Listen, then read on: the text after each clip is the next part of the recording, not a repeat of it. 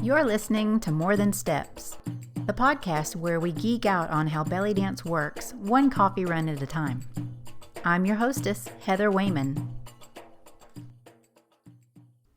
Do you ever worry about boring your audience when you improvise? Maybe everything starts off pretty well, but then as you're looking out at your audience, you begin to see people fidgeting in their seats, shifting around, or maybe you even think you see their eyes glazing over. You don't panic, but you know that you must do something to get their attention. That's when it happens.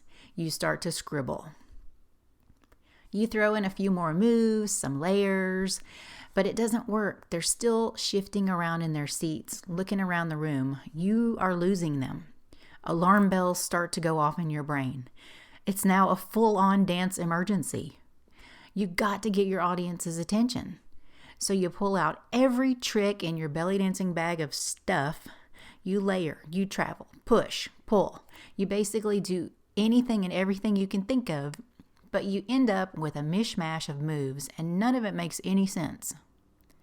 The truth is that you lost your audience the moment you felt required to give them more. We've all heard the expression, less is more. How can we use less to give our audience and ourselves a more satisfying performance? Let's talk about how to use repetition and alternation patterns to create interesting dance on the fly. If you worry about repeating moves too many times, stop it. You'll become bored with a move way before your audience does.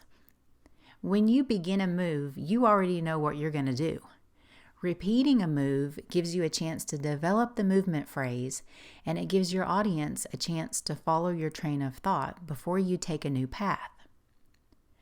Using the rule of 4 can be very useful for creating dance that doesn't overwhelm you or your audience. It helps your audience follow along throughout your performance. It also helps your audience feel smarter. So what does the rule of 4 look like from an audience perspective?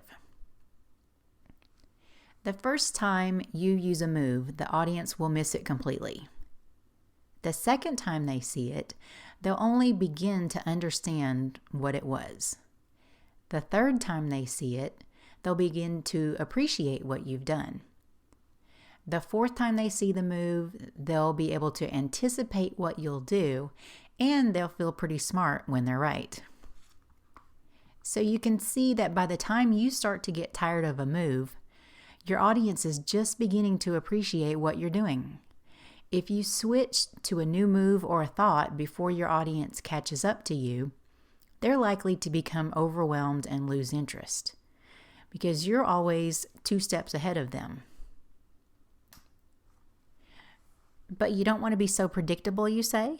That's easy. You can keep your audience on their toes by using alternation patterns with the rule of 4. You still get the comfort of repetition with some surprises in the mix to keep things interesting. Drummers do this all the time in drum solos. The riff played is usually something very similar the first 3 times, but often the 4th time has a little surprise tacked on. What does that look like?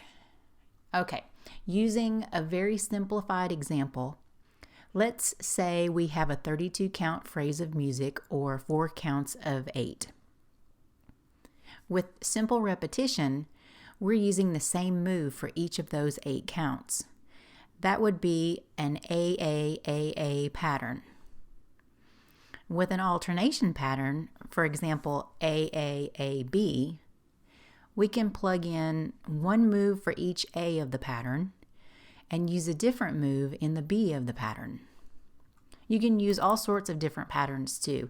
Things like ABAB or AABB or ABAC, for example.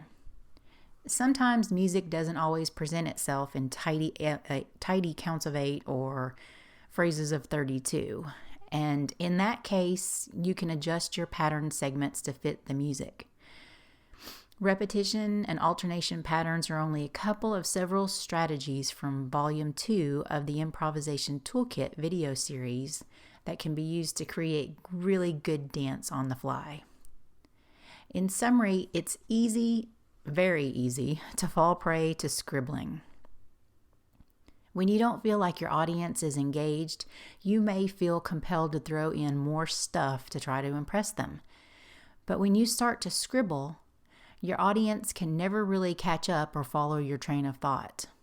That's when you lose them. Using the less is more approach of repetition and alternation patterns can help you weave a satisfying performance for your audience and for yourself. If you'd like to learn more about how to create great improv, take a look at our Improvisation Toolkit video series. And it's also Volume 2's birthday, and we are doing a birthday giveaway.